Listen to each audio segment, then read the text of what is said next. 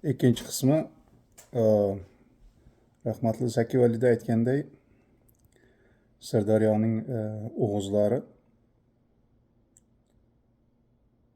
vaqt soati bilan mo'g'ullar kelgandan keyin, Qipchoqlarning katta o'rdasini kelganidan keyin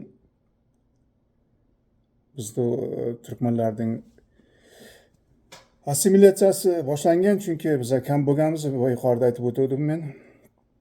Katta boshqa o'rdalar kelgandan keyin assimilyatsiya jarayoni boshlangan, tilam o'zgarishi boshlangan, chunki qiz berib qiz olish bo'lgan. Genetikada aytganda avtosomal jihatdan o'zgarish yuz bergan.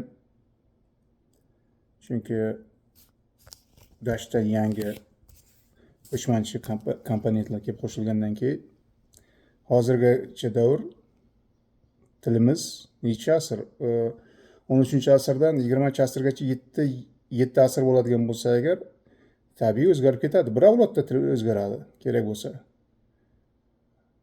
Boshqa begona bir elatdan qiz olgandan keyin onani tili bilan bolani ham tili o'zgaradi. Tabiiyki Qipchoq o'tgan keyin, laqchasi o'tgan. Hozirgacha shu Qipchoq laqchasida so'zlashadi. O'g'iz elementlari bo'lsa ham Shevada minimum qolganda o'g'iz elementlari, lekin aslida o'sha 8-9 asrlarda Sirdaryoning quyi oqimlarida shu yashashgan. Shu Arslon Yabg'uning Saljuqbeyning o'g'li Arslon Yabg'uning o'rdasining Nurotay kelib o'rnashishi ham boshlanishi bo'lsa agar, chunki ular o'sha Somoniy hukmdorlarni dashtdan himoya qilish uchun ittifoq tuzishgan. Lekin vaqt soati kelishi bilan baribir Somoniylarning sulolasi qulagan, chunki dashtdan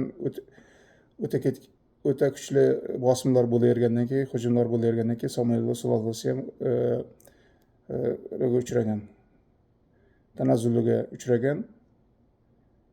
Endi Somoniylarning sulolasining ham o'zini kelib chiqishini hozirgi yosh ulug' tarixchilarimiz o'g'izlarga bog'layapti, o'g'iz sulolasi deb aytyapti. Balki shundaydir. Shuning uchun dashtdan kelgan, yuqoridan kelgan Saljuqning o'g'li Isroil Arslon Yabg'uga nur elchasini musulmoncha aytganda amloq qilib berganmi yo kelishib yerni berganmi, shu odamlar kelib o'rnashgan o'sha yerda. O'sha paytda kelganda, o'rnashgan payti ming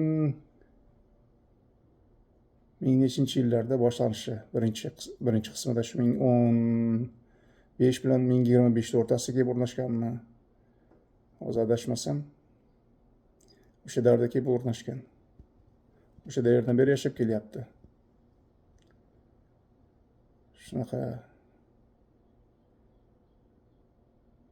Endilikda endi hozir Qipchoq tilli, avtosomal jihatdan Qipchoqlarga yaqin elat. Lekin o'zagini qarasa, aslida o'g'iz. O'g'iz bilan So'g'di, tog'dagi So'g'dilar bilan aralashuv yuz bergan, keyin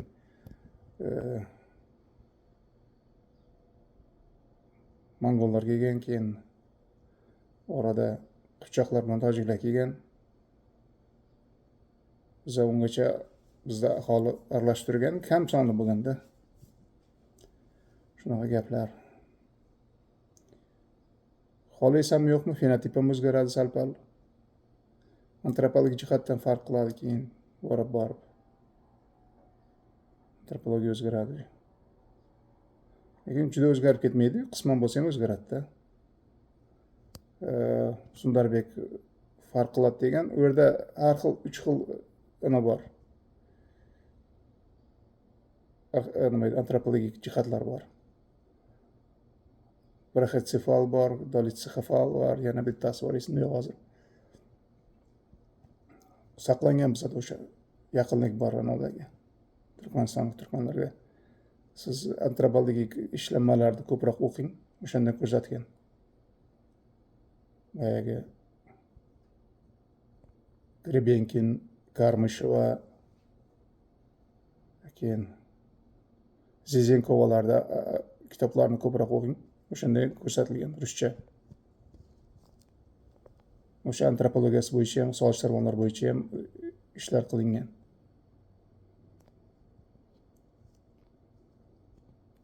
Shunaqa gaplar. Hilatlar O'rta Osiyoda aralashib ketgan o'sha, hammasi genetik jihatdan. Shukr, Xudo shunisiga shukr.